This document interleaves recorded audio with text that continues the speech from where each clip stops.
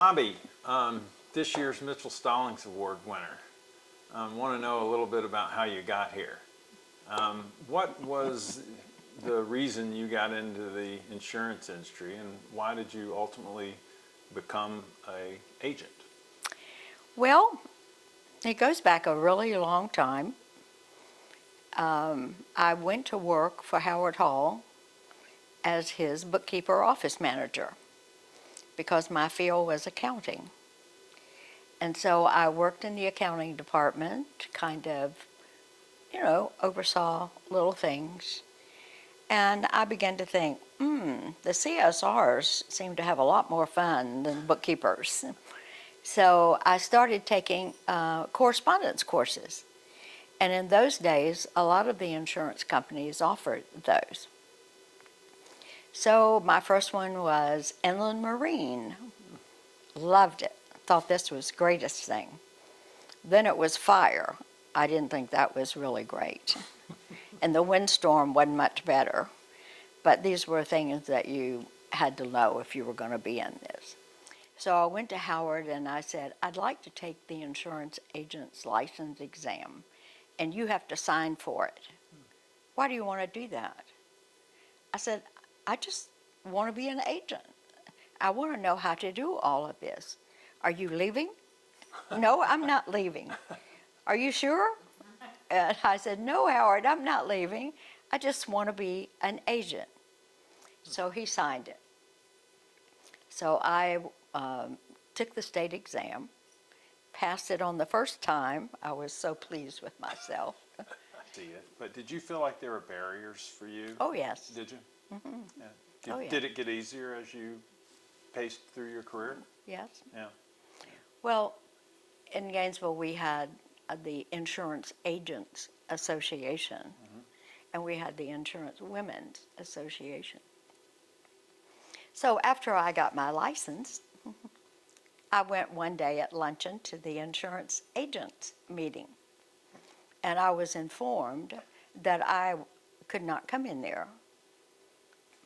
And I said, and why is that? And he says, because you're not a man. I said, it says insurance agents. It doesn't say anything about male insurance agents.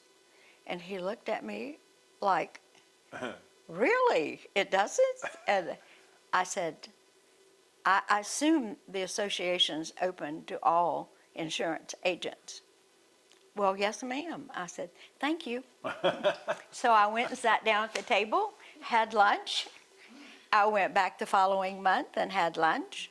And before it was over, there were 3 or 4 more women in there having lunch. That's awesome. What do you recall being a standout memory when you served as chair?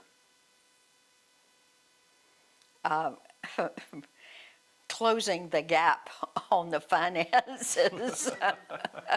Yeah, it was a little harrowing, wasn't it? Well, when things had not been going well because the prior president was not well, and things had slid, and we were losing money, and we realized that if we were going to succeed and stay the premier agents organization, that we had to make all this right again. And so for me, it was digging in and getting it done. And my agency suffered because of that, but everybody else just had to take up the slack at home because I was in Tallahassee almost every week. You were. It was an interesting time, though, wasn't it? It was an exciting time. It was a time when we were all working together to keep something and make it better. Build it back, yeah. We had been losing members, if you recall. We were dragging in several categories, and again,